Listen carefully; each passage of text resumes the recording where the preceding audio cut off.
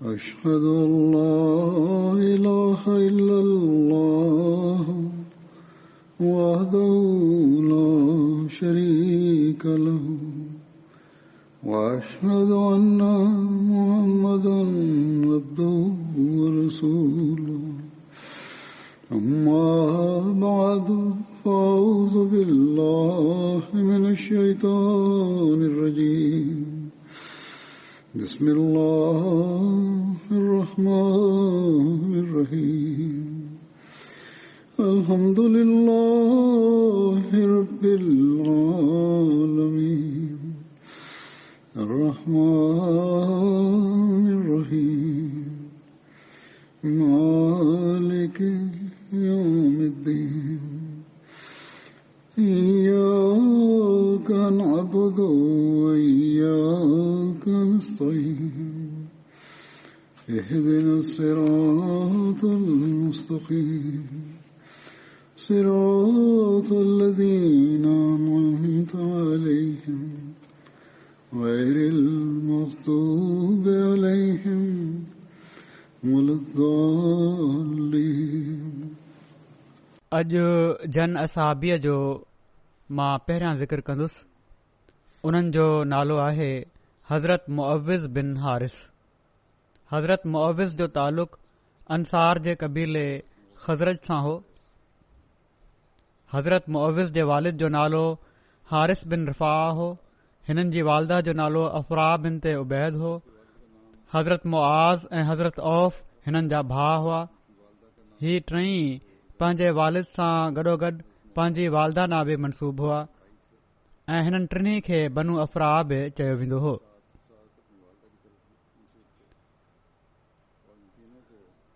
सिर्फ़ इब्न इसहाक़ ई बयानु कयो आहे त हज़रत मुअव्विज़ 70 अंसार सां गॾु बैत अक़बा सानिया में शामिल हुआ. हज़रत मुअव्विज़ उम्मे यज़ीद बिनते कैस सां शादी कई. इन शादी मां हिननि जे घर 2 धीअर ॼायूं जिन जा नाला हज़रत रुबैये बिनते मुअव्विज़ ऐं हज़रत उमैरा बिनते मुअव्विज़ हो. हज़रत मुअव्विज़ खे पंहिंजे ॿिन्ही भाइरनि हज़रत मुआज़ ऐं हज़रत औफ़ सां गॾु ग़ज़वे बदर में शामिल थियण जी तौफ़ीक़ मिली. ग़ज़वे बदर में हज़रत मुआज़, हज़रत औफ़ ऐं हज़रत मुअव्विज़ जेके बनु अफ़रा चवराईंदा हुआ उहे ऐं उन्हनि जा आज़ाद कयल ग़ुलाम अबुल हमरा वटि हिकु ई उठो हुयो जंहिं ते हू वारे वारे सां सुवार थियनि पिया. हीअ रिवायत हज़रत मुआज़ जे ज़िम्न में मां पहिरियां बयानु करे चुको आहियां, पर हिते हज़रत मुअव्विज़ जे ज़िम्न में बि अचणु ज़रूरी आहे. इन जो तंहिं करे बयानु कयां थो. हज़रत अनस खां रिवायत आहे त पाण सॻोरन सल्लल्लाहु अलैहि वसल्लम बदर जी जंग वारे ॾींहुं फरमायो त केरु ॾिसंदो त अबू जहल जो कहिड़ो हाल थियो आहे. हज़रत इब्न मसूद विया ऐं वञी ॾिठाऊं त उनखे अफ़रा जे 2 पुटनि तलवारुनि सां एॾो मारियो आहे जो हू मरण जे वेझो थी वियो आहे. हज़रत इब्न मसूद पुछियो, छा तूं अबू जहल आहीं? हज़रत अनस बयानु कनि था त हज़रत अब्दुल्ला बिन मसूद अबू जहल खे ॾाढ़ीअ खां वरितो. अबू जहल चवणु लॻो, छा तूं इन खां वॾे कंहिं माण्हूअ खे क़तूल कयो आहे, या ही चयईं त उनखे उन जी क़ौम क़तूल कयो हुजे. उन जहिड़े वॾे माण्हू खे कॾहिं उन्हनि जी क़ौम क़तूल कयो हुजे. इन जी शरह में हज़रत सैयद ज़ैनुल आबिदीन वलीउल्लाह शाह साहब बुखारी जी रिवायत ही बयानु कनि था त किन रिवायतुनि में आहे त अफ़रा जे 2 पुटनि मुअव्विज़ ऐं मुआज़ अबू जहल खे मौत जे वेझो पहुचाए छॾियो हुयो. बाद में हज़रत अब्दुल्ला बिन मसूद उन जी सिसी धड़ खां धार कई हुई. इमाम इब्न हजर इन एहतमाल जो इज़हार कयो आहे त हज़रत मुआज़ बिन अमर ऐं हज़रत मुआज़ बिन अफ़रा खां पोइ हज़रत मुअव्विज़ बिन अफ़रा बि उन ते हमिलो कयो हूंदो. हज़रत ख़लीफ़तुल मसीह सानी रज़ी अल्लाह ताला अन्हु इन खे अबू जहल जे क़तल जे वाक़े खे बयानु कंदे फ़रमायो आहे त इंसान ॾाढियूं ख़ुशियूं कंदो आहे ऐं पंहिंजे लाइ हिकड़ी शइ खे मुफ़ीद समझंदो आहे, पर उहा ई उन जे लाइ तबाही ऐं बर्बादी जो सबबु थी वेंदी आहे। बदर जे मौक़े ते मके जा काफ़र जॾहिं आया त उन्हनि समझो त बस हाणे असां मुसलमाननि खे मारे विधो ऐं अबू जहल चयो त असीं ईद मल्हाईंदासीं ऐं वॾा शराब पीअंदासीं ऐं समझई त बस हाणे मुसलमाननि खे मारे ई पोइ ते हटंदासीं। पर इन ई अबू जहल खे मदीने जे 2 छोकरनि क़तूल करे छडि॒यो। मके जा काफ़र मदीने वारनि खे ॾाढो ज़लील समझंदा हुआ ऐं उन खे माना त अबू जहल खे अहिड़ी हसरत ॾिसण नसीब थी जो उन जी आख़िरी ख़्वाहिश बि पूरी न थी सघी। अरब में रवाज हुयो त जेको सरदार हूंदो हुयो जेकॾहिं हू लड़ाई में मारिजी वेंदो हुयो त उन जी ॻिची डिघी करे कपींदा हुआ त जीअं सुञातो वञे त ही को सरदार हो। अब्दुल्ला बिन मसूद उन खे ॾिठो जॾहिं ही चुरई न पियो ऐं ज़ख़्मी हालत में पियो हुयो ऐं पुछईंसि त तुंहिंजी छा हालत आहे। उन चयो मूंखे ॿियो त को अफ़सोस कोन्हे, सिर्फ़ ही आहे त मूंखे मदीने जे 2 आरहीं ॿारनि मारे छडि॒यो आहे, माना त अहिड़नि ॿारनि जेके भाॼियूं पोखण वारनि जो बनी ॿारो करण वारनि जो औलाद आहिनि ऐं मके वारनि जी नज़र में ही कम घटि दर्जे जो समझो वेंदो हुयो ऐं समझो वेंदो हुयो त हिननि माण्हुनि खे मदीने जे माण्हुनि खे जंगो जदल ऐं जंग क़िताल जी कहिड़ी ख़बर। पर मारियो बि उन जे इन तकबर खे टोड़ियो बि त कंहिं त हिननि ई माण्हुनि, न सिर्फ़ हिननि माण्हुनि ऐं पर हिननि जे ॿारनि या छोकरनि जेके एॾो तजुर्बेकार न हुआ। अब्दुल्ला पुछियो त तुंहिंजी का ख़्वाहिश आहे? उन चयो मुंहिंजी हीअ ख़्वाहिश आहे त मुंहिंजो कंधु थोरो डिघो करे कपे छॾ।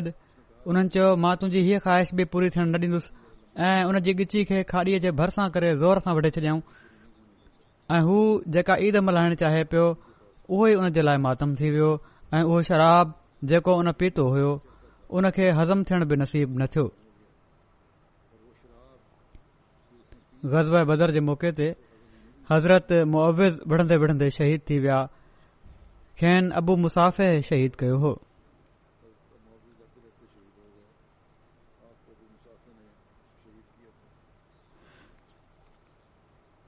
अॻिलो जन असाबी जो ज़िक्र आहे, उन्हनि जो नालो आहे हज़रत उबई बिन काब। हज़रत उबई अंसार जे कबीले ख़ज़रज जे पाड़े बनू मुआविया मां हुआ। हज़रत उबई जे वालिद जो नालो काब बिन कैस ऐं वालदा जो नालो सुहेला बिनते असवद हो। हज़रत उबई बिन काब जूं 2 कुनियतूं हुयूं, हिकड़ी अबू मुंज़िर जेका पाण सॻोरन सल्लल्लाहु अलैहि वसल्लम रखी हुई ऐं ॿी अबू तुफ़ैल जेका हज़रत उमर उन्हनि जे पुट तुफ़ैल जे करे रखी हुई। हज़रत उबई मुतवसत कामत हुआ, माना त विचोले कद जा हुआ। हज़रत उबई जे मथे ऐं ॾाढ़ी जो रंग अछो हुयो, केस करे पंहिंजी कुराड़प तब्दील न कंदा हुआ, माना त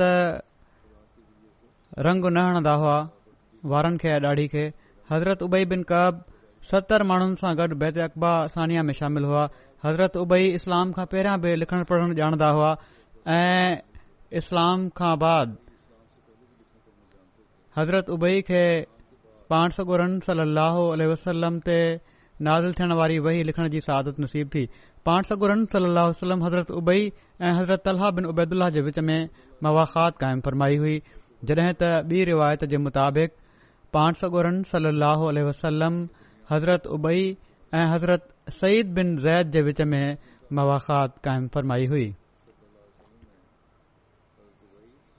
हज़रत उबई बिन काब जे बारे में अचे थो त अल्लाह ताला रसूलुल्लाह सल्लल्लाहु अलैहि वसल्लम खे हुकुम ॾिनो त उबई खे क़ुर पढ़ी ॿुधायो ऐं रसूलुल्लाह सल्लल्लाहु अलैहि वसल्लम फरमायो मुंहिंजी उम्मत जा सभिनी खां वॾा कारी उबई आहिनि ऐं उन्हनि जे बारे में इहो अचे थो त उन्हनि खे क़ुर जो ॾाढो इल्मु हुयो इन जे करे ऐं अॻिते अञा बि रिवायतूं ईंदियूं इन बारे में। हज़रत मुस्लिह मऊद रज़ी अल्लाह ताला अन्हो बयानु फरमाइनि था त हज़रत उबई बिन कअब रज़ी अल्लाह ताला अन्हो उन्हनि 4 माण्हुनि मां हुआ जिन जे बारे में रसूल करीम सल्लल्लाहु अलैहि वसल्लम फरमायो हुयो त ही उम्मत जा कारी आहिनि। मन त जेकॾहिं कंहिं क़ुर सिखणो हुजे त हिननि खां सिखे। पोइ हज़रत मुस्लिह मऊद बयानु फरमाइनि था त रसूल करीम सल्लल्लाहु अलैहि वसल्लम जन कातबनि खे क़ुर शरीफ़ लिखाईंदा हुआ उन्हनि मां हेठि ॾिनल 15 नाला तारीख़ मां साबित आहिनि। ज़ैद बिन साबित, उबई बिन कअब, अब्दुल्लाह बिन साद, अबी सरह, ज़ुबैर बिन अल अवाम, ख़ालिद बिन सईद बिन आस, अवान बिन सईद अल आस, हंज़ला बिन रबी अल असदी, मुएकब बिन अबी फातिमा, अब्दुल्लाह बिन अरकम ज़हरी, शुरहबील बिन हसना, अब्दुल्लाह बिन रवाहा, हज़रत अबू बकर, हज़रत उमर, हज़रत उस्मान, हज़रत अली। जॾहिं पाण सॻोरन सल्लल्लाहु अलैहि वसल्लम ते क़ुर शरीफ़ नाज़िल थींदो हुयो त पाण हिननि माण्हुनि मां कंहिं खे घुराए वही लिखाए वठंदा हुआ। हज़रत मुस्लिम मऊद हिकिड़े हंधि फरमायो आहे त रसूलुल्लाह सल्लल्लाहु अलैहि वसल्लम क़ुर पढ़ाइण वारनि उस्तादनि जी हिकिड़ी जमायत मुक़ररु फरमाई हुई जेके समूरो क़ुर रसूलुल्लाह सल्लल्लाहु अलैहि वसल्लम खां हिफ़्ज़ करे अॻिते माण्हुनि खे पढ़ाईंदा हुआ। ही 4 चोटीअ जा उस्ताद हुआ जिन जो ही कमु हुयो त रसूलुल्लाह सल्लल्लाहु अलैहि वसल्लम खां क़ुर शरीफ़ पढ़नि ऐं माण्हुनि खे क़ुर पढ़ाइनि। पोइ उन्हनि जे मातहत ॿिया केतिरा ई असाब अहिड़ा हुआ जेके माण्हुनि खे क़ुर शरीफ़ पढ़ाईंदा हुआ। हिननि 4 वॾनि उस्तादनि जा नाला ही आहिनि अब्दुल्लाह बिन मसूद, सालिम मौला अबी हुज़ैफा, मुआज़ बिन जबल, उबई बिन कअब। इन्हनि मां पहिरियां 2 मुहाजिर आहिनि ऐं ॿिया 2 अंसारी ऐं कमनि जे लिहाज़ खां अब्दुल्लाह बिन मसूद हिकिड़ा मज़ूर हुआ, सालिम हिकिड़ा आज़ाद शुदा ग़ुलाम हुआ, मुआज़ बिन जबल ऐं उबई बिन कअब मदीने जे रहसन मां हुआ। ॼण त हर टोले मां रसूलुल्लाह सल्लल्लाहु अलैहि वसल्लम सभिनी टोलनि खे मद्देनज़र रखंदे कारी मुक़ररु करे छॾिया हुआ। हदीस में अचे थो त रसूलुल्लाह सल्लल्लाहु अलैहि वसल्लम फरमाईंदा हुआ त ख़ुज़ुल क़ुरआन मिन अर्बआतिन अब्दुल्लाह इब्न मसऊदिन व सालिमिन व मुआज़ इब्न जबलिन व उबई बिन कअब। जन माण्हुनि क़ुर पढ़णो हुजे उहे हिननि 4 खां क़ुर पढ़नि अब्दुल्लाह बिन मसूद, सालिम, मुआज़ बिन जबल ऐं उबई बिन कअब। ही 4 त उहे आहिनि जन समूरो क़ुर रसूलुल्लाह सल्लल्लाहु अलैहि वसल्लम खां सिखियो या हुज़ूर खे ॿुधाए उन जी तस्हीह कराए वरिताऊं। पर हिननि खां अलावा बि केतिरा ई असहाब रसूलुल्लाह सल्लल्लाहु अलैहि वसल्लम खां डायरेक्ट बि कुझु न कुझु क़ुर सिखंदा रहंदा हुआ। हज़रत अनस बिन मालिक खां रिवायत आहे त नबी सल्लल्लाहु अलैहि वसल्लम हज़रत उबई खे फरमायो अल्लाह मूंखे हुकुम ॾिनो आहे त मां तोखे सूरत लम यकुनिल लज़ीन कफरू मिन अहलिल किताब पढ़ी ॿुधायां।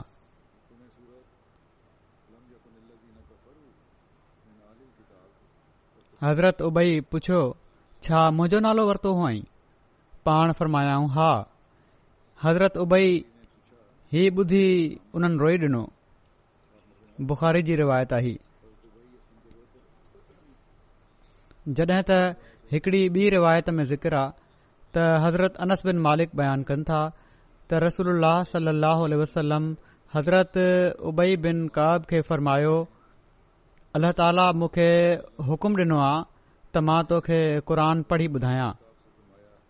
हज़रत उबई पुछियो छा अल्लाह तव्हां सां मुंहिंजो नालो वरितो आहे? पाण फरमायो हा।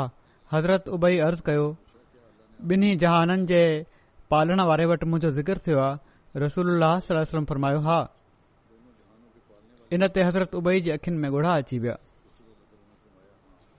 हिन वाक़े जो तफ़सील हज़रत मुस्लिम मऊद रज़ियल्लाहु तआला अन्हु बि पंहिंजे लफ़्ज़नि में हीअं बयानु फरमायो आहे। पाण फरमाइनि था त अबू हय्या बदरी खां रिवायत आहे त उहा सूरत लम यकुन समूरी नाज़िल थी आहे, माना त हीअ गॾु नाज़िल थी आहे त जिब्राइल रसूलुल्लाह सल्लल्लाहु अलैहि वसल्लम खे चयो त अल्लाह ताला तव्हां खे हुकुम ॾिनो आहे त हीअ सूरत उबई बिन काब खे यादि कराए छॾियो। इन ते पाण सॻोरन सल्लल्लाहु अलैहि वसल्लम हज़रत उबई बिन काब खे चयो त जिब्राइल मूंखे हुकुम ॾिनो आहे, माना त ख़ुदा ताला जो ही हुकुम मूं ताईं पहुचायो अथई त मां हीअ सूरत तोखे यादि कराए छॾियां। उबई बिन काब अर्ज़ कयो त या रसूलल्लाह, मुंहिंजो बि ख़ुदा ताला जे हुज़ूर में ज़िक्र आयो हो। पाण फरमायाऊं, हा। इन ते उबई बिन काब ख़ुशी विचां उन्हनि रोई ॾिनो। रसूलुल्लाह सल्लल्लाहु अलैहि वसल्लम खां बाद हज़रत उमर फारूक हिन जुमिले जी यादि खे केतिरा ई भेरा ताज़ो कयो। हिकु भेरे मस्जिद नबवी जे मेंबर ते चयाऊं त सभिनी खां वॾा कारी उबई आहिनि।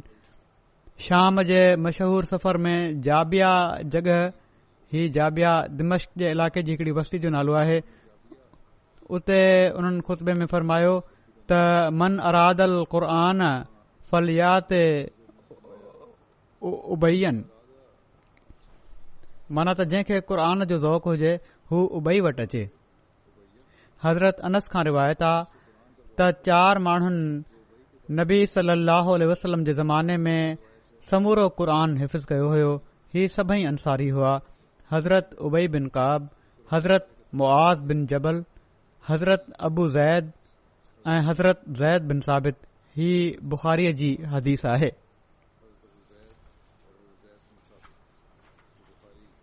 हज़रत मुस्लिह मऊद फरमाइनि था त अंसार मां जेके मशहूर हाफ़िज़ हुआ उन्हनि जा नाला ही आहिनि: उबादा बिन सामित, मुआज़, मुजम्मे बिन हारिसा, फुज़ाला बिन उबैद, मसलमा बिन मुखल्लद, अबू दरदा, अबू ज़ैद, ज़ैद बिन साबित, उबई बिन काब, साद बिन उबादा ऐं उम्मे वरका। पाण सॻोरन सल्लल्लाहु अलैहि वसल्लम फरमायो त मुंहिंजी उम्मत ते सभिनी खां वधीक मेहरबान हज़रत अबू बकर आहिनि ऐं ख़ुदा जे दीन बाबति सभिनी खां वधीक सख़्त हज़रत उमर आहिनि, माना त उन्हनि में ॾाढी उसूलनि जी सख़्ती आहे। ऐं हया में सभिनी खां वधीक कामिल हज़रत उस्मान आहिनि। हया जे आला मयार ते पहुतल हज़रत उस्मान आहिनि ऐं हिलाल ऐं हराम जो सभिनी खां वधीक इल्म रखण वारा हज़रत मुआज़ बिन जबल आहिनि ऐं फ़र्ज़न खे सभिनी खां वधीक ॼाणण वारा हज़रत ज़ैद बिन साबित आहिनि ऐं क़िरात खे सभिनी खां वधीक ॼाणण वारा हज़रत उबई बिन काब आहिनि। ऐं हर उम्मत जो हिकड़ो अमीन हूंदो आहे ऐं हिन उम्मत जा अमीन हज़रत अबू उबैदा बिन जराह आहिनि, जंहिंजो ज़िक्र पहिरियां थी चुको आहे, हज़रत अबू उबैदा जो। पाण सॻोरन सल्लल्लाहु अलैहि वसल्लम जे मदीने अचण ते सभिनी खां पहिरियां पाण सॻोरन सल्लल्लाहु अलैहि वसल्लम जी वही लिखण वारा हज़रत उबई बिन काब बि हुआ। उन ज़माने में किताब या क़ुरान जे आख़िर में कातिब जो नालो लिखण जो दस्तूर न हो। सभिनी खां पहिरियां हज़रत उबई इन जी शुरूआत कई, बाद में ॿियनि बुज़ुर्गनि बि इन जी तक़लीद कई, माना त लिखण वारे जो नालो लिखियो न वेंदो हुयो, सिर्फ़ किताबत कई वेंदी हुई। हज़रत उबई इन खे शुरू कयो कम खे त लिखण खां पोइ आख़िर में पंहिंजो नालो लिखी छॾियाऊं त मूं लिखियो आहे ऐं उन खां बाद ही पोइ बाक़ायदा तरीक़ो राइज थी वियो। हज़रत उबई क़ुरान जो हिकु हिकु अखर रसूलुल्लाह सल्लल्लाहु अलैहि वसल्लम जे वात मुबारक मां ॿुधी यादि करे वरितो हुयो। पाण सॻोरा सल्लल्लाहु अलैहि वसल्लम बि हिननि जे शौक़ खे ॾिसी हिननि जी तालीम ॾांहुं ख़ुसूसी तवजो फरमाईंदा हुआ। नबूअत जो रोब वॾनि वॾनि असहाबनि खे सुवाल करण खां माने हूंदो हुयो, रोकींदो हुयो, पर हज़रत उबई बिना हिबक बिना हिजाब जे जेको वणंदो हुअनि सुवाल कंदा हुआ। उन्हनि जे शौक़ खे ॾिसी माना त ही न त फज़ूल सुवाल कंदा हुआ, हिकिड़ो जेको नबूअत जे रोब ऐं मक़ाम जे दायरे जे अंदरि रहंदे जहिड़ी तरह सुवाल करणु घुर्जे ओड़ी तरह सुवाल कंदा हुआ, पर को हिजाब न कंदा हुआ। उन्हनि जे शौक़ खे ॾिसी कॾहिं कॾहिं पाण सॻोरा सल्लल्लाहु अलैहि वसल्लम पाण शुरूआत फरमाईंदा हुआ ऐं बिना पुछे ई ॿुधाए छॾींदा हुआ। हिकु भेरे पाण सॻोरनि सल्लल्लाहु अलैहि वसल्लम फजर जी निमाज़ पढ़ाई। उन में हिकड़ी आयत पढ़णु विसरी वियनि। हज़रत उबई निमाज़ में शुरू खां शरीक न थिया हुआ ऐं पर विच में शरीक थिया हुआ। निमाज़ ख़तमु करे पाण सॻोरनि सल्लल्लाहु अलैहि वसल्लम माण्हुनि खां पुछियो त कंहिं मुंहिंजी क़रात ते सोचियो? सभई माण्हू ख़ामोश रहिया। पोइ पुछा कयाऊं उबई बिन काब आहिनि? हज़रत उबई निमाज़ ख़तमु करे चुका हुआ। उन वक़्त ताईं ग़ालिबन ॿी रकत पढ़ी हूंदऊं। जेका हीअ ग़लती थी हूंदी या सहब थियो हूंदो या विसरी वियो हूंदुनि, आयत विसरी वई हूंदनि, जंहिंखे हज़रत उबई बिन काब बाद में शामिल थियण खां पोइ ॿुधी वरितो हुयो। बहरहाल उबई निमाज़ ख़तमु करे चुका हुआ, पर चयाऊं त तव्हां फलाणी आयत नाहे पढ़ी। उन्हनि अर्ज़ु कयो या रसूलल्लाह, ठीकु आहे, तव्हां फलाणी आयत नाहे पढ़ी तिलावत में, छा हीअ मनसूख़ थी वई आहे या तव्हां खे पढ़णु विसरी वई हुई? पाण सॻोरनि सल्लल्लाहु अलैहि वसल्लम फरमायो, न मूंखे पढ़णु विसरी वई हुई। इन खां पोइ फरमायाऊं, पाण सॻोरनि सल्लल्लाहु अलैहि वसल्लम फरमायो त मूंखे ख़बर हुई। हज़रत उबई खे मुखातिब करे फरमायाऊं त मूंखे ख़बर हुई त तोखां सवाइ ॿियो कंहिंजो ओॾां ध्यानु न वियो हूंदो। हज़रत उबई बिन काब बयानु कनि था त मां मस्जिद में हुउसि, हिकिड़ो माण्हू अंदरि आयो, हू निमाज़ पढ़णु लॻो। पोइ उन अहिड़ी क़रात कई जेका मूंखे ओपरी लॻी। वरी हिकिड़ो ॿियो माण्हू अंदरि आयो, उन पंहिंजे साथी जी क़रात खां मुख़्तलिफ़ क़रात कई। पोइ जॾहिं असां निमाज़ पढ़ी बीठासीं त असीं सभई रसूलुल्लाह सल्लल्लाहु अलैहि वसल्लम जी ख़िदमत में हाज़िर थियासीं। मूं अर्ज़ु कयो त हिन शख़्स अहिड़ी क़रात में क़ुर पढ़ियो आहे जेका मूंखे ओपरी लॻी। वरी ॿियो शख़्स आयो, उन पंहिंजे साथी जी क़रात खां मुख़्तलिफ़ क़रात कई। रसूलुल्लाह सल्लल्लाहु अलैहि वसल्लम ॿिन्ही खे इरशाद फरमायो, रसूलुल्लाह सल्लल्लाहु अलैहि वसल्लम हुननि ॿिन्ही खे इरशाद फरमायो त चङो, हाणे मूंखे पढ़ी ॿुधायो। उन्हनि ॿिन्ही क़रात पढ़ी ॿुधाई, मतिलबु क़ुर शरीफ़ पढ़ी ॿुधायऊं। रसूलुल्लाह सल्लल्लाहु अलैहि वसल्लम उन्हनि जे पढ़ण खे सही करार ॾिनो। ॿिन्ही खे चयाऊं त तव्हां ॿई सही आहियो। पंहिंजी राय जी तरदीद ते हज़रत उबई चवनि था त मूं जेका राय क़ाइमु कई हुई त हिन ग़लति पढ़ियो आहे, उन जी जॾहिं पाण सॻोरनि सल्लल्लाहु अलैहि वसल्लम तरदीद करे छॾी ऐं ॿिन्ही खे सही करार ॾिनऊं त मां ॾाढो शर्मसार थियुसि, जेतिरो जाहिलियत में बि कॾहिं न थियो हुउसि जॾहिं मूंखे का ख़बर न हुई। शर्मसारी मूंखे अहिड़ी थी जो मूंखे कॾहिं बि ज़िंदगी में अहिड़ी न थी हुई जेॾी महिल उन वक़्तु थी।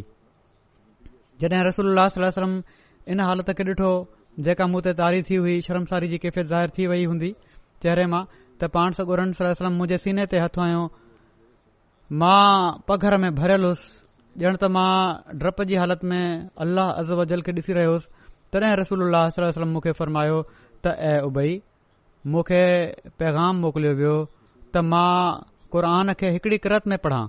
मूं इन जो जवाबु ॾिनो त मुंहिंजी उमत जे लाइ आसानी पैदा करे छॾ। जीअं त उन मूंखे ॿियो भेरो ई जवाबु ॾिनो त मां उन खे क़ुर खे माना त क़ुर खे ॿिनि क़रातुनि में पढ़ां। वरी मूं अर्ज़ु कयो त मुंहिंजी उमत जे लाइ आसानी फरमाए छॾ। वरी उन टियों भेरो मूंखे जवाबु ॾिनो त उन खे 7 क़रातुनि में पढ़ी वठो। सो हर सुवाल जे बदिले जंहिंजो मूं तोखे जवाबु ॾिनो आहे, हिकड़ी दुआ जो तोखे हक़ ॾिनो वियो आहे। माना त उन फ़रिश्ते चयो, जिब्राइल चयो त अल्लाह ताला जो ही पैगाम आहे त दुआ जो तोखे हक़ ॾिनो वियो आहे हर क़रात जे बदिले, जेको तूं मूंखां घुरी सघीं थो। तॾहिं मूं अर्ज़ु कयो, पाण सॻोरा सल्लल्लाहु अलैहि वसल्लम फरमाए रहिया आहिनि त तॾहिं मूं अर्ज़ु कयो त ए अल्लाह मुंहिंजी उमत खे बख़्शे छॾ, ए अल्लाह मुंहिंजी उमत खे बख़्शे छॾ। ऐं टीं दुआ मां उन ॾींहं जे लाइ बचाए रखी आहे जहिड़े ॾींहुं समूरी मख़लूक मूंॾां रग़बत कंदी, एसि ताईं जो इब्राहिम बि। हज़रत उबई बिन काब खे क़रात जे फ़न में जेको कमाल हासिल हुयो, इन जो अंदाज़ो इन मां थी सघे थो त ख़ुद पाण सॻोरा सलाहु वसलम हिननि खां क़ुर जो दौर कराईंदा हुआ। जीअं त जंहिं साल पाण फ़ौत थिया हज़रत उबई खे क़ुर ॿुधायाऊं ऐं फरमायाऊं मूंखे जिब्राइल चयो हुयो त उबई खे क़ुर ॿुधाए छॾियो। पाण सॻोरन सलाहु वसलम हज़रत उबई खे क़ुर ॿुधायो। पाण सॻोरन सलाहु वसलम जे मुबारक ज़माने में हज़रत उबई हिकड़े ईरानी खे क़ुर पढ़ाईंदा हुआ। जॾहिं उन खे हीअ आयत पढ़ायाऊं इन शजरत ज़क़ूम तआमुल असीम, त हू असीम लफ़्ज़ चई न सघंदो हुयो, उचार हुयो ईरानी जो उहो सही न चई सघंदो हुयो असीम जे लफ़्ज़ खे। हर भेरे असीम जॾहिं ही चवंदा हुआ त हू यतीम चई छॾींदो हुयो। हज़रत उबई ॾाढा परेशान हुआ त कीअं सेखारियां हिन खे। पाण सॻोरा सलाहु वसलम उतां लंघिया ऐं हिननि जी परेशानी ॾिसी बीह रहिया ऐं जॾहिं ॻाल्हि हीअ ॿुधाऊं त ईरानी ॿोली में फरमायूं त उनखे हीउ चयो त आम ताज़ीम ही ज़ोए सां। उन जॾहिं ईअं उन खे चयो त उन साफ़ तौर ते अदा करे छॾियो, असीम चई छॾियईं। पोइ हिननि ताज़ीम चयो हुयो ऐं हिन असीम चई छॾियो त सही उचार अदा करे छॾियईं। पाण हज़रत उबई खे फरमायाऊं इन ते त हिन जी ॿोली सही कर, जहिड़ी तरह हिन जी ॿोली आहे उन में उन खे ॿुधाए त जीअं सही उचार सां क़ुर शरीफ़ पढ़ी सघे ऐं इन खां अखर कढराए ख़ुदा तोखे इन जो अजुर ॾींदो। हिकु भेरे पाण सॻोरा सलाहु वसलम जुमे जे ॾींहुं ख़ुतबो ॾेई रहिया हुआ ऐं सूरह बरात तिलावत फरमायाऊं। हिन सूरत जी हज़रत अबू दरदा ऐं अबू ज़र खे ख़बर न हुई। ख़ुतबे दौरान हज़रत उबई खां इशारे सां पुछा कयाऊं त हीअ सूरत कॾहिं नाज़िल थी आहे। मां त अञा ताईं ॿुधी न हुई। हज़रत उबई इशारे सां चयो ख़ामोश रहो। निमाज़ खां पोइ जॾहिं पंहिंजे घर वञण जे लाइ उथिया त ॿिन्ही बुज़ुर्गनि हज़रत उबई खे चयो त तूं असांजे सुवाल जो जवाब छो न ॾिनो हुयो। जवाब में उबई चयो अॼु तव्हां जी निमाज़ बेकार थी वई आहे ऐं उहा बि सिर्फ़ हिकड़ी फज़ूल हरकत जे करे। हीउ ॿुधी हू माण्हू पाण सॻोरन सलाहु वसलम वटि पहुता ऐं बयानु कयाऊं त उबई हीअं था चवनि। पाण सॻोरन सलाहु वसलम फरमायो त सच था चवनि, माना त ख़ुतबे में तव्हां खे ॻाल्हाइण न पियो घुर्जे। हज़रत उबई बिन काब बयानु कनि था त रसूलुल्लाह सल्लल्लाहु अलैहि वसल्लम फरमायो, ए अबू मुंज़िर, छा तोखे ख़बर आहे त अल्लाह जे किताब में जेको तव्हां वटि आहे सभिनी खां अज़ीम आयत कहिड़ी आहे। हज़रत उबई चवनि था मूं अर्ज़ु कयो अल्लाह ऐं उन जो रसूल बहितर ॼाणनि था। पाण फरमायाऊं ए अबू मुंज़िर, ॿीहर पुछा कयाऊं छा तोखे ख़बर आहे त अल्लाह जे किताब में जेको तव्हां वटि आहे सभिनी खां अज़ीम आयत कहिड़ी आहे। हू चवनि था मूं अर्ज़ु कयो। इन ते ॿीहर पोइ जॾहिं पुछा कयाऊं त पोइ मूं अर्ज़ु कयो त अल्लाह ला इलाहा इल्ला हुवल हय्युल क़य्यूम। हू चवनि था हुज़ूर सल्लल्लाहु अलैहि वसल्लम मुंहिंजे सीने ते हथु हयो ऐं फरमायाऊं बख़ुदा ए अबू मुंज़िर, इल्मु तोखे मुबारक हुजे। पाण फरमायाऊं सही आहे, पसंदि कयाऊं इन ॻाल्हि खे जवाब खे। पाण सॻोरन सलाहु वसलम जे मुक़दस दौर में हज़रत उबई हज़रत तुफ़ैल बिन अमर दोसी खे क़ुर पढ़ायो हुयो। उन्हनि हिकड़ी कमान तोहफ़े तौर पेश कई। हज़रत उबई उहा हणी रसूलुल्लाह सल्लल्लाहु अलैहि वसल्लम जी ख़िदमत में हाज़िर थिया। पाण सॻोरन सलाहु वसलम पुछा कई त इहा काॾां आंदी अथई। हज़रत उबई चयो त हिकड़े शागिर्द जो तोहफ़ो आहे। पाण सॻोरन सलाहु अलैहि वसल्लम फरमायो उन खे इहा मोटाए ॾेई छॾ। अॻिते अहिड़े तोहफ़े खां पासो कजांइ। अहिड़ी तरह हिकड़े शागिर्द कपिड़ो तोहफ़े में पेश कयो, उन में बि इहा ई सूरत पेश आई। तंहिं करे बाद में इन्हनि ॻाल्हियुनि खां मुकमिल तौर ते पासो करे वरिताऊं। माना त क़ुर पढ़ाइण जे एवज़े में को तोहफ़ो नाहे वठणो। शाम मुल्क जा माण्हू जॾहिं हिननि खां क़ुर शरीफ़ पढ़ंदा हुआ ऐं मदीने जे कातबनि खां लिखाईंदा बि हुआ ऐं किताबत जो मुआवज़ो अहिड़ी तरह अदा थींदो हुयो जो शामी पाण सां गॾु कातबनि खे खाधे में शरीक करे वठंदा हुआ। इहो मुआवज़ो हूंदो हुयो त खाधो खाराए छॾींदा हुआ पाण सां गॾु। पर हज़रत उबई हिकु टाइम बि उन्हनि जी दावत मंज़ूर न कंदा हुआ। हज़रत उमर हिकड़े ॾींहुं हिननि खां पुछा कई त शाम मुल्क जो खाधो कीअं हूंदो आहे। हज़रत उबई चयो त मां उन्हनि वटि खाधो न आहियां खाईंदो, मां त पंहिंजो ई खाईंदो आहियां। हज़रत उबई ग़ज़वा बदर, उहद, खंदक ऐं ॿियनि सभिनी ग़ज़वात में पाण सॻोरन सल्लल्लाहु अलैहि वसल्लम सां गॾु शरीक रहिया। ग़ज़वा उहद में हिकड़ो तीर संदन रग में लॻो, अहिड़ी मेन रग जेका जंहिंखे मीडियम वेन चइबो आहे, जेका मथे, सीने, पुठी ऐं हथ पेरनि वग़ैरह ताईं रत पहुचाईंदी आहे। उन्हनि खे लॻो त पाण सॻोरन सल्लल्लाहु हिकड़ो तबीब मोकिलियो, इलाज करण वारे खे मोकिलियऊं, जंहिं रग कटे छॾी, पोइ उन रग खे पंहिंजे हथ सां दाॻे छॾियऊं। ग़ज़वा उहद जो हिकड़ो वाक़ियो जेको पहिरियां बि बयानु थी चुको आहे, मुख़्तसिर बयानु हिते बि करे थो छॾियां। जंग खां पोइ पाण सॻोरन सल्लल्लाहु अलैहि वसल्लम हज़रत उबई बिन काब खे फरमायो त वञ ऐं ज़ख़्मिन खे ॾिस। हू ॾिसंदे हज़रत साद बिन रबी वटि पहुता, जेके वॾा ज़ख़्मी हुआ ऐं आख़िरी साह खणी रहिया हुआ। उन्हनि हिननि खे चयो त पंहिंजे तालुक़ रखंदड़नि ऐं मिटनि माइटनि खे जेकॾहिं को पैगाम ॾियणो हुजे त मूंखे ॾेई छॾ। हज़रत साद मुरकंदे चयो त मां इंतज़ार ई कयां पियो त को मुस्लमान हेॾां अचे त पैगाम ॾियां। पोइ चवण लॻा त मुंहिंजे हथ में हथु ॾे ऐं वाइदो कर त मुंहिंजो पैगाम ज़रूर पहुचाए छॾींदे। ऐं पैगाम कहिड़ो हुयो? उहो ई हुयो त मुंहिंजे भाइरनि मुसलमाननि खे मुंहिंजो सलाम पहुचाए छॾिजांइ ऐं मुंहिंजी क़ौम ऐं मुंहिंजनि मिटनि माइटनि खे चइजांइ त रसूल करीम सल्लल्लाहु अलैहि वसल्लम असां वटि ख़ुदा ताला जी हिकड़ी बहितरीन अमानत आहिनि ऐं असां पंहिंजनि जाननि सां हिन अमानत जी हिफ़ाज़त कंदा रहिया आहियूं। हाणे असीं वञूं था ऐं हिन अमानत जी हिफ़ाज़त तव्हां जे हवाले कयूं था। ईअं न थिए जो तव्हां इन जी हिफ़ाज़त में कमज़ोरी ॾेखारियो। 9 हिजरी में जॾहिं ज़कात फ़र्ज़ थी ऐं पाण सॻोरन सल्लल्लाहु अलैहि वसल्लम सदकनि जी तहसील जे लाइ अरब जे सूबनि में आमिल रवानो फरमाया त हज़रत उबई कबीले बनू बली, बनू अज़हर ऐं बनू साद में सदके जा आमिल मुक़रर थी करे विया। हिकु भेरे हज़रत उबई हिकड़े ॻोठ में विया त हिकड़े शख़्स समूरा जानवर आणे साम्हूं बीहारे छॾिया ऐं त हिननि मां जंहिंखे वणे चूंडे वठो ज़कात जे तौर ते। हज़रत उबई उठनि मां 2 सालनि जो हिकड़ो बचो चूंडियो।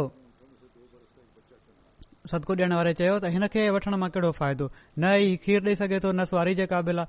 जेकॾहिं तव्हां वठणु चाहियो था त हीअ ॾाची हाज़िर आहे, थुली मतारी बि आहे ऐं जवान बि आहे। हज़रत उबई चयो त ईअं कॾहिं बि न थींदो। रसूलुल्लाह सल्लल्लाहु अलैहि वसल्लम जी हिदायत जे ख़िलाफ़ मां नथो करे सघां। उन खां ही बहितर आहे त तूं मूंसां गॾु हल। मदीनो हितां खां घणो परे न आहे। पाण सॻोरन सल्लल्लाहु अलैहि वसल्लम वटि हलूं था। पाण जेको इरशाद फरमाईंदा उन जी तामील कजांइ। इन ते हू राज़ी थी वियो ऐं हज़रत उबई सां गॾु ॾाची काहे मदीने आयो ऐं पाण सॻोरन सल्लल्लाहु अलैहि वसल्लम जे साम्हूं समूरो किसो वरजायईं।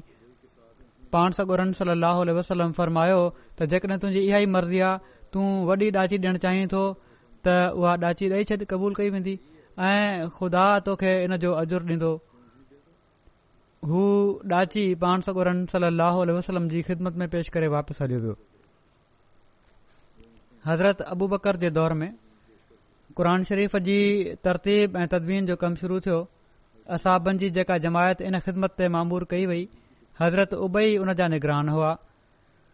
हू क़ुर जा लफ़्ज़ ॻाल्हाइनि पिया ऐं माण्हू उन्हनि खे लिखंदा पिया वञनि।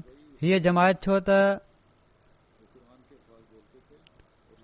इल्म वारनि माण्हुनि ते ॿधल हुई, तंहिं करे कंहिं कंहिं आयत ते मुज़ाकरो ऐं मुबाहिसो बि थींदो रहंदो हुयो। जीअं त जॾहिं सूरह तौबा जी हीअ आयत त सुमन सरफ़ू सरफ़ल्लाहु क़ुलूबहुम बेअन्नहुम क़ौमुल ला यफ़क़हून लिखी वई त माण्हुनि चयो त हीअ सभिनी खां आख़िर में नाज़िल थी हुई। हज़रत उबई चयो न, हिन खां पोइ 2 आयतूं मूंखे रसूल करीम सल्लल्लाहु अलैहि वसल्लम पढ़ायूं हुयूं। ही आख़िरी न आहे ऐं पर ही आख़िरी 2 आयतुनि खां पहिरियां आहे। हज़रत उमर पंहिंजे ख़िलाफ़त जे दौर में सवें मुफ़ीद ॻाल्हियुनि जो वाधारो फ़रमायो, जंहिं में हिकड़ो मजलिस शूरा जो क़याम बि हुयो। इस्लाम में मजलिस शूरा जो क़याम हज़रत उमर जे ज़माने में थियो। हीअ मजलिस अंसार ऐं मुहाजिरनि जे मुक़्तदर असाब ते मुश्तमिल हुई, जिन में कबीले ख़िज़रज पारां हज़रत उबई बिन कअब बि मेंबर हुआ। हिकिड़ो शख़्स जंहिं जो नालो जाबिर बिन जुबैर हुयो बयानु कनि था त मां हज़रत उमर जी ख़िलाफ़त जे दौर में पंहिंजे कंहिं कम सांगे हुज़ूर वटि हाज़िर थियुसि। हज़रत उमर जे भर में हिकिड़ो शख़्स बीठो हुयो जंहिं जा वार ऐं कपड़ा अछा हुआ। उन चयो, यकीनन हिन दुनिया में असां जे लाइ मक़सूद ताईं पहुचाइण जा ज़रिया ऐं आख़िरत जे लाइ सफ़र जो समर मौजूदु आहे ऐं इन ई में असांजा उहे अमल आहिनि जिन जो बदिलो असांखे आख़िरत में मिलंदो। जाबिर चवनि था, मूं पुछियो, ए अमीरुल मोमिनीन, ही केरु आहिनि? हज़रत उमर जवाबु ॾिनो त ही मुसलमाननि जा सरदार उबई बिन काब आहिनि। अब्दुर्रहमान बिन अब्दकारी खां रिवायत आहे त मां रमज़ान जी हिकड़ी राति हज़रत उमर बिन ख़त्ताब सां गॾु मस्जिद ॾांहुं निकतुसि त छा था ॾिसूं त माण्हू अलॻि अलॻि टोलनि में विरहायल आहिनि। को शख़्स पंहिंजे तौर ते अकेलो निमाज़ पढ़ी रहियो आहे ऐं को शख़्स ईअं निमाज़ पढ़े पियो थो जो उन जी इब्तिदा में ॿ माण्हू निमाज़ पढ़नि पिया था। त हज़रत उमर चयो, मां सम्झां थो त जेकॾहिं हिननि खे हिकड़े कारी जे इब्तिदा में गॾु करे छॾियां त हीउ बहितर थींदो। पोइ उन्हनि पको इरादो करे वरितो ऐं हज़रत उबई बिन काब जी इब्तिदा में उन्हनि खे गॾु करे वरिताऊं। माना त उन वक़्तु उहे माण्हू राति जो नफ़िल पढ़ी रहिया हूंदा। हज़रत उबई उन्हनि बुज़ुर्गनि मां आहिनि जन पाण सॻोरनि सल्लल्लाहु अलैहि वसल्लम खां हदीसुनि जो तमामु वॾो हिसो ॿुधो हुयो। इहो ई सबबु आहे जो केतिरा ई असहाब हदीस जे दर्स में संदन शागिर्दी अख़्तियार करे चुका हुआ। जीअं त हिननि जे ताबईन जे हल्के मां वधीक असहाबनि जो मेड़ हूंदो हुयो, असहाब बि हिननि खां हदीसूं ॿुधंदा हुआ। हज़रत उमर बिन ख़त्ताब, हज़रत अबू अयूब अंसारी, हज़रत उबादा बिन सामित, हज़रत अबू हुरैरा, हज़रत अबू मूसा अशअरी, हज़रत अनस बिन मालिक, हज़रत अब्दुल्ला बिन अब्बास, हज़रत सहल बिन सअद, हज़रत ज़लमान बिन सर्द, ही सभई बि हज़रत उबई खां हदीस जे इल्म में इस्तिफ़ादो कंदा हुआ। हज़रत कैस बिन उबादा मदीने में असहाबनि सां मिलण आया। उन्हनि जो बयानु आहे त मां हज़रत उबई बिन काब खां वधी करे ॿियो कंहिंखे न ॾिठो। निमाज़ जो टाइम हुयो, माण्हू गॾु हुआ, हज़रत उमर बि वेठा हुआ। कंहिं शइ जी तालीम ॾियण जी ज़रूरत हुई। निमाज़ ख़तम थी त हज़रत उबई उथिया ऐं रसूलुल्लाह सल्लल्लाहु अलैहि वसल्लम जी हदीस माण्हुनि ताईं पहुचायाऊं। ज़ौक़ शौक़ जो ही आलम हुयो जो सभई माण्हू मुकमिल तवजो सां ॿुधी रहिया हुआ। कैस ते हज़रत उबई जे इन अज़मत वारे शान जो वॾो असरु थियो। हज़रत उमर वटि हिकड़ी औरत आई ऐं चयाईं त मुंहिंजो घर वारो फ़ौत थी वियो आहे, मां हामला आहियां। क़ुर शरीफ़ जी रूह खां इस्तिंबात ऐं फ़िक़ही मसला बि ही हल कंदा हुआ। त बहरहाल हामला औरत आई, उन चयो त मुंहिंजो घर वारो फ़ौत थी वियो आहे, हाणे ॿार ॼाओ आहे। जॾहिं फ़ौत थियो त हामला हुअसि, हाणे ॿार ॼाओ आहे, पर इद्दत जा ॾींहं अञा पूरा नाहिनि थिया। जेका घर वारे जे फ़ौतशुदा हुअण जे लाइ इद्दत आहे, हद आहे 4 महीना 10 ॾींहनि जी, उहा पूरी नाहे थी। पर मूंखे हमल हुयो ऐं उहो हमल मुंहिंजो थी वियो आहे इन खां पहिरियां। इन सूरत में तव्हां छा था फरमायो? छा मां हद अञा पूरी कयां या काफ़ी आहे? हज़रत उमर चयो त मुक़ररु टाइम ताईं बि, माना त जेका मुयन मियाद आहे हिकड़ी बेवा औरत जे लाइ इद्दत जी, उनखे पूरो कर। हज़रत उमर वटां हज़रत उबई वटि आई उहा औरत, उन्हनि खां मसलो पुछियईं। हज़रत उमर खां फ़तवा पुछण जो हाल बयानु कयईं ऐं उन्हनि जो जवाबु जेको हुयो हज़रत उमर जो, उहो हज़रत उबई खे ॿुधायां। हज़रत उबई चयो त वञ ऐं हज़रत उमर खे चइजांइ त उबई चए थो त औरत हिलाल थी वई आहे, माना त हाणे इद्दत जी ज़रूरत नाहे, हद जी ज़रूरत नाहे। जेकॾहिं हू मुंहिंजे बारे में पुछनि त मां हिते ई वेठो आहियां, अची मूंखे वठी वञजांइ। उहा औरत हज़रत उमर वटि वई। हज़रत उमर चयो त हज़रत उबई खे सॾे अचु। हज़रत उबई आया। हज़रत उमर पुछियो त तव्हां ही किथां चयो आहे? उबई जवाबु ॾिनो, क़ुर मां, ऐं हीअ आयत पढ़ियाऊं, व उलातुल अहमाले अजलो हुन ऐं यज़ाना हमला हुन, ऐं जेसि ताईं हमल वारियुनि जो तालुक़ु आहे उन्हनि जी इद्दत ॿार ॼमण ताईं आहे। उन खां बाद चयाऊं त जेका हामला बेवा थी वई हुजे उहा बि उन में दाख़िल आहे। ऐं मां रसूल करीम सल्लल्लाहु अलैहि वसल्लम खां इन जे बारे में हदीस ॿुधी आहे। हज़रत उमर औरत खे चयो त जेको ही चवनि पिया था उन खे ॿुध, माना त ही सही आहे, उन ते अमल कर, जहिड़ी तरह ही चवनि था हज़रत उबई। रसूलुल्लाह सल्लल्लाहु अलैहि वसल्लम जे चाचे हज़रत अब्बास जो घर मस्जिद नबवी सां लॻ हुयो। हज़रत उमर मस्जिद खे कुशादो करणु चाहियो त हज़रत अब्बास खे चयाऊं त पंहिंजो घर विकिणी छॾियो, मां इन खे मस्जिद में शामिल कंदुसि। हज़रत अब्बास चयो ईअं न थींदो। हज़रत उमर फरमायो चङो त हिबा करे छॾ। अब्बास इन खां बि इनकार करे छॾियो, वरो पंहिंजी मर्ज़ी जा मालिक हुआ। हज़रत उमर फरमायो ठीकु आहे, तव्हां पाण मस्जिद खे कुशादो करे छॾियो, पंहिंजे तरफ़ां ई करे छॾियो, हलो तव्हां जे तरफ़ां तमामु भलो जैसर थी वेंदो। उमत जे लाइ मस्जिद कुशादी थी वई ऐं पंहिंजो घर इन में दाख़िल करे छॾियो। हज़रत अब्बास चयो ईअं बि न थींदो, इन ते बि राज़ी न थिया। हज़रत उमर चयो हिननि टिनी ॻाल्हियुनि मां का हिकड़ी ॻाल्हि तव्हां खे मञणी पवंदी। हज़रत अब्बास चयो मां हिकड़ी बि न मञंदुसि। आख़िर ॿिन्ही हज़रत उबई बिन काब खे पंहिंजो हकम बणाए वरितो। हकम ताईं ॻाल्हि पहुती। हज़रत उबई हज़रत उमर खे चयो हिननि जी मर्ज़ी खां बग़ैर तव्हां खे हिननि जी शइ वठण जो कहिड़ो हक़ आहे? हज़रत उबई चयो त न, तव्हां नथा वठी सघो। हज़रत उमर उबई खां पुछियो इन जे बारे में क़ुर शरीफ़ जी रूह खां हुकुम कढियो अथई या हदीस मां? हज़रत उबई चयो त हदीस मां, ऐं उहा हीअ आहे त हज़रत सुलेमान जॾहिं बैतुल मक़दस जी इमारत ठहिराई त उन जी हिकड़ी भित जेका कंहिं ॿिए जी ज़मीन ते ठहिराई हुआऊं उहा किरी पई। हज़रत सुलेमान वटि वही आई त उन खां इजाज़त वठी ठाहियो।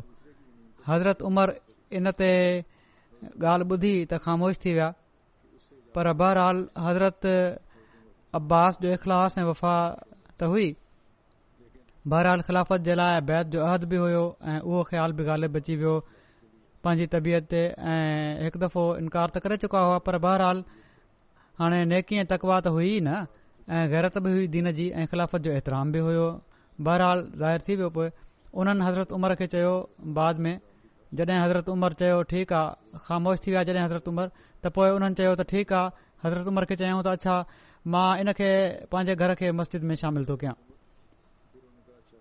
हज़रत उमर हिकु भेरे इरादो कयो त हज तमतो खां माण्हुनि खे रोके छॾनि। हज तमतो 3 क़िस्मनि जा हज हूंदा आहिनि। हज तमतो उहो हूंदो आहे, किन नौजवाननि खे ख़बर न हुजे शायदि, त उमिरि जो अहराम ॿधी मके पहुचबो आहे, पहिरियां उमिरो कबो आहे, पोइ अहराम खोलबो आहे, वरी 8 ज़ुल्हजा ते 9 अहराम ॿधबो आहे, पोइ हज कबो आहे। हीउ हज तमतो आहे। ऐं आम जेको हज आहे उहो हज मुफ़रद आहे, जेको उमूमन थींदो आहे। ऐं किरान जेको आहे उहो इहो ई आहे त उमिरो ऐं हज हिकु ई अहराम में थी वेंदो आहे। त बहरहाल हज़रत उमर हज तमतो खां रोकियो। हज़रत उबई चयो त तव्हां खे को अख़्तियार नाहे इन खे रोकण जो। वरी हज़रत उमर खे रोके छॾियऊं त ईअं नथो थी सघे, हीउ ग़लति आहे। बहरहाल पोइ हज़रत उमर न कयो। वरी हिकु दफ़ो हज़रत उमर इरादो कयो त हीरा कूफा खां 3 मीलनि जे मुफ़ासिले ते नजद जे इलाइक़े में हिकिड़ो शहर आहे, उतां जा जुबा पाइण खां मनो कनि। हज़रत उमर इरादो कयो छो त उन रंग में पेशाब जी मिलावट हूंदी आहे, या थी सघे थो त उहो रंग ढंग कटण जे लाइ कंहिं जानवर जो पेशाब शामिल कयो वेंदो हुजे, या बहरहाल त हज़रत उबई चयो त इन जा बि तव्हां मजाज़ न आहियो,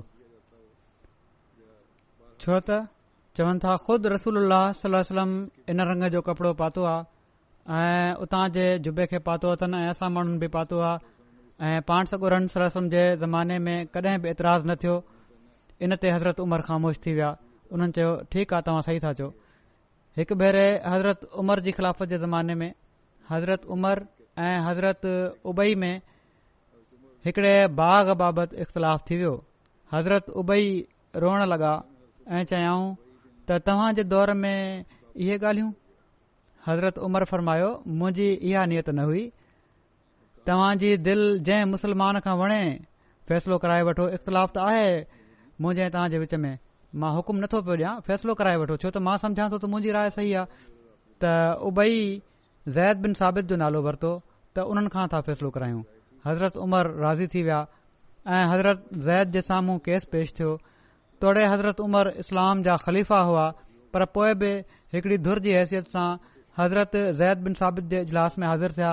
हज़रत उमर खे उबई जी दावा खां इनकार हुयो।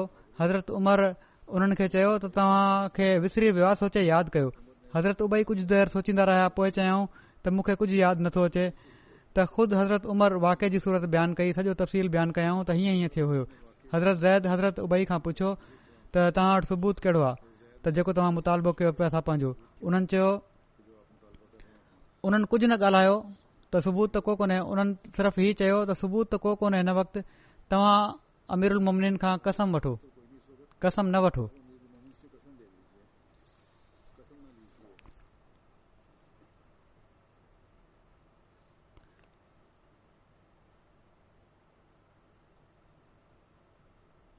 कुझु न, सबूत त को कोन्हे, पर चयाऊं तव्हां अमीरुल मोमिनीन खां कसम न वठिजो, लिखियलु आहे वठिजो हुअणु घुर्जे।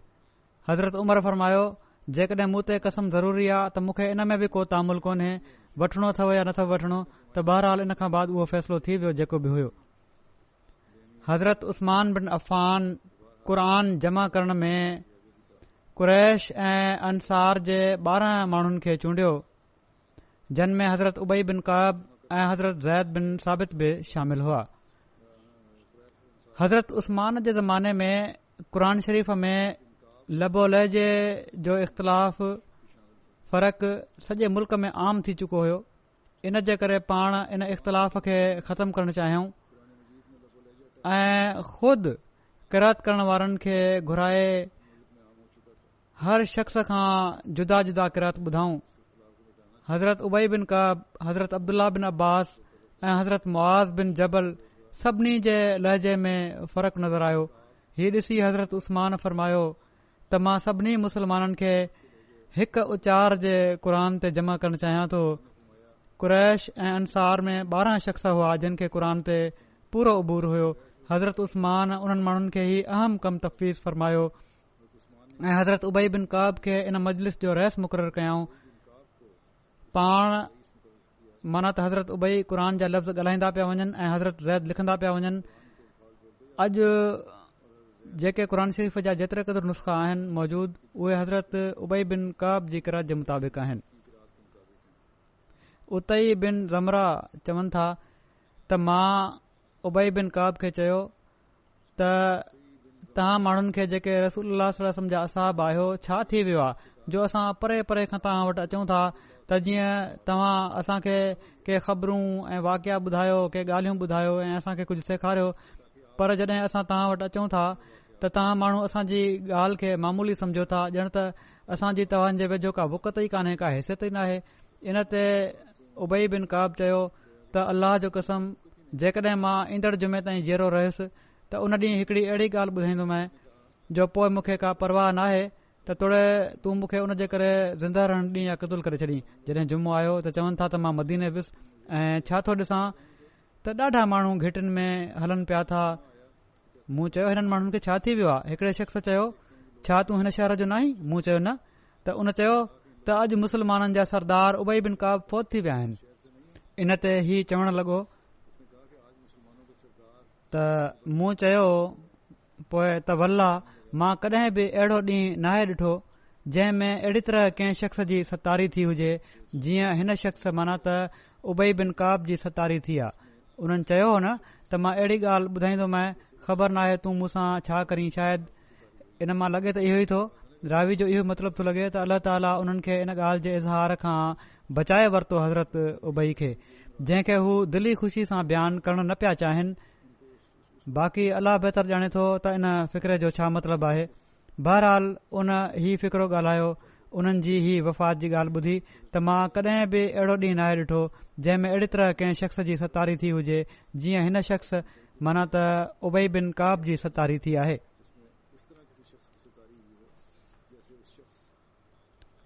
हज़रत उबई बिन काब खां रिवायत आहे त मां 8 रातियुनि में क़ुर शरीफ़ जो दौर मुकमल करे वठंदो आहियां। हज़रत उबई जी रसूलुल्लाह सल्लल्लाहु अलैहि वसल्लम सां मोहबत जो ही आलम हुयो जो रसूलुल्लाह सल्लल्लाहु अलैहि वसल्लम मस्जिद नबवी जे थंभनि मां खजी जे हिकड़े थुड़ सां बीही ख़ुतबो ॾींदा हुआ। पोइ जॾहिं हुज़ूर जे लाइ मेंबर ठाहियो वियो ऐं पाण जुमे जे ॾींहुं उन ते वेही ख़ुतबो ॾियण लॻा त उन थंभ मां रोअण जो आवाज़ आयो, जंहिंखे सभिनी मस्जिद वारनि ॿुधो। रसूलुल्लाह सल्लल्लाहु अलैहि वसल्लम उन थंभ वटि आया ऐं पंहिंजो हथ उन ते रखियऊं। पोइ उन खे पंहिंजे सीने सां लाथऊं त उहो थुड़ हिकड़े मासूम ॿार वांगुरु रोअण लॻो, जंहिंखे चुप करायो वेंदो आहे। एसि ताईं जो उन खे करार अची वियो ऐं आवाज़ अचणु बंदि थी वियो। पोइ जॾहिं मस्जिद राथी वई ऐं उन में तब्दीली कई वई त हज़रत उबई बिन काब उहो थुड़ वरितो। उहो उन्हनि वटि हुयो सिर्फ़ इन जे करे जो पाण सॻुरा सल्लल्लाहु अलैहि वसल्लम उन सां टेक ॾेयूं बीठा हूंदा हुआ त हू थुड़ खणी वियो, उहो पंहिंजे घर खणी विया।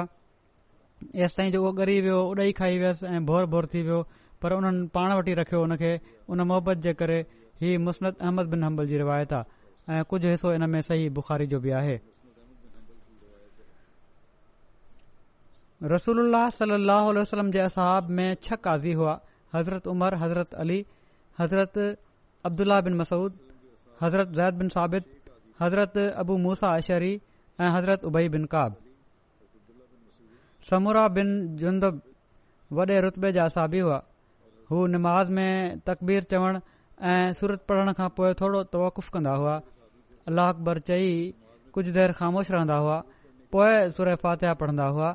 माण्हुनि उन्हनि ते एतिराज़ कयो। उन्हनि हज़रत उबई जी ख़िदमत में लिखी मोकिलियो त हिन जे बारे में तहरीर फरमायो त हक़ीक़त छा आहे। हज़रत उबई तमामु मुख़्तसिर जवाब तहरीर कयो ऐं लिखियाऊं, तव्हांजो तरीक़ो शरीयत जे अमल जे मुताबिक़ आहे। हीउ जेको वक़फ़ो तव्हां ॾियो था को हर्ज न आहे, हिन में हीउ शरीयत जे मुताबिक़ आहे ऐं एतिराज़ करण वारा जेके आहिनि उहे ग़लती ते आहिनि। हज़रत सुवैद बिन गफ़ला ज़ैद बिन सुजान ऐं सुलेमान बिन रबिया सां गॾु कंहिं ग़ज़बे में विया हुआ। उज़ैब मुक़ाम में दुर्रो पियो हुयो। उज़ैब जेका आहे बनू तमीम जी हिकड़ी वादी आहे। कादसिया ऐं मुगीसा जे विच में पाणी जी हिकड़ी जॻह आहे जेका कादसिया खां चइनि मेलनि जे मुफ़ासिले ते आहे। बहरहाल सुवैद उहो खणी वरितो, दुर्रो पियो हुयो। उन्हनि माण्हुनि चयो इन खे उछले छॾ, शायदि कंहिं मुस्लमान जो हुजे। उन्हनि चयो मां हरगिज़ न उछलींदुसि, पियो हूंदो त बगड़ उन खे खाई वठंदा, उन्हनि जी खुराक बणिजी वेंदो। इन खां बहितर आहे त मां उन खे कम में आणियां। इन जे कुझु ॾींहनि खां पोइ सुवैद हज जे इरादे सां रवाना थिया। रस्ते में मदीनो पियो अचे। हज़रत उबई वटि विया ऐं दुर्रे वारो वाक़ियो बयानु कयाऊं। हज़रत उबई चयो त अहिड़े क़िस्म जो वाक़ियो मूंसां बि पेश अची चुको आहे। मां पाण सॻुरन सल्लल्लाहु अलैहि वसल्लम जे दौर में 100 दीनार लधा हुआ। हाणे तोड़े उहो दुर्रो आहे या 100 दीनार आहिनि, हर हिक जी पंहिंजे पंहिंजे लिहाज़ खां हिकड़ी वैल्यू आहे, उहा अमानत ई आहे। हाणे अॻिते जेको पाण सॻुरन सल्लल्लाहु अलैहि वसल्लम फरमायो आहे उहो ॿुधो। हज़रत उबई चवण लॻा त पाण सॻुरन सल्लल्लाहु अलैहि वसल्लम हुकुम ॾिनो हुयो त सॼे साल ताईं माण्हुनि खे ख़बर कंदा रहो, ॿुधाईंदा रहो, ऐलान करे छॾियो। साल गुज़रण खां पोइ फरमायाऊं त पैसनि जे अंग जो निशान वग़ैरह यादि रखिजो ऐं 1 साल अञा इंतज़ारु कजो। जेकॾहिं को निशानी ॿुधाए घुरे त उन जे हवाले कजो, न त उहो तव्हांजो थी चुको। मन त पूरा 2 साल का बि शइ लभे, 1 साल ऐलान कयो, 1 साल ताईं उन जी निशानी यादि रखो ऐं जेकॾहिं को घुरे त उन खे ॾियो। हिकिड़ो माण्हू मस्जिद में कंहिं गुमशुदा शइ ते लुड़ पियो करे, ऐलान पियो करे त मुंहिंजी फलाणी शइ गुम थी वई आहे। हज़रत उबई ॾिठो त कावड़िया। उन चयो मां का फ़हिश ॻाल्हि त नाहे कई मस्जिद में। उन्हनि चयो ही सही आहे, पर मस्जिद जे अदब जे हीअ ॻाल्हि बि ख़िलाफ़ आहे त हिते कंहिं दुनिया जी शइ जो ऐलान कयो वञे। हज़रत उबई जी वफ़ात जे साल में मुख़्तलिफ़ रिवायतूं मिलनि थियूं। हिकड़ी रिवायत जे मुताबिक़ हज़रत उबई जी वफ़ात हज़रत उमर जी ख़िलाफ़त जे दौर में 22 हिजरी में थी, जॾहिं त हिकड़ी ॿी रिवायत जे मुताबिक़ हज़रत उस्मान जी ख़िलाफ़त जे दौर में 3 हिजरी में थी। ऐं इहो ई वधीक सही कौल आहे, छो त हज़रत उस्मान हज़रत उबई जे ज़िमे क़ुर जमा करण जो कमु हवाले कयो हुयो। हज़रत उबई जी औलाद में तुफ़ैल ऐं मोहम्मद हुआ ऐं हिननि ॿारनि जी वालदा जो नालो उम्मे तुफ़ैल बिनते तुफ़ैल हुयो। हू कबीले दौस सां तालुक़ रखनि पियूं। हज़रत उबई जी हिकड़ी धीउ जो नालो उम्मे अमर बयानु थियो आहे। हिते हिननि जा वाक़िया ही ख़तम थिया।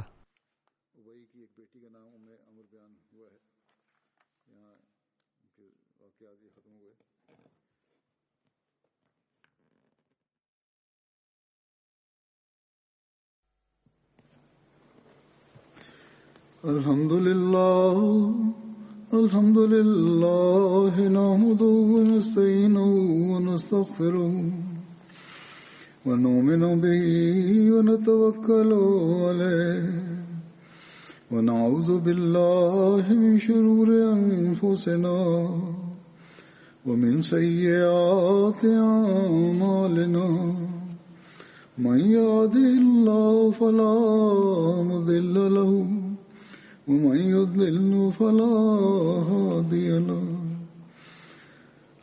ونشهد أن لا إله إلا الله ونشهد أن محمدا عبده ورسوله عباد الله رحمكم الله إن الله يأمر بالعدل والإحسان وإيتاء ذي القربى وينهى عن الفحشاء والمنكر والبغي يعظكم لعلكم تذكرون اذكروا الله يذكركم وادعوه يستجب لكم ولذكر الله أكبر.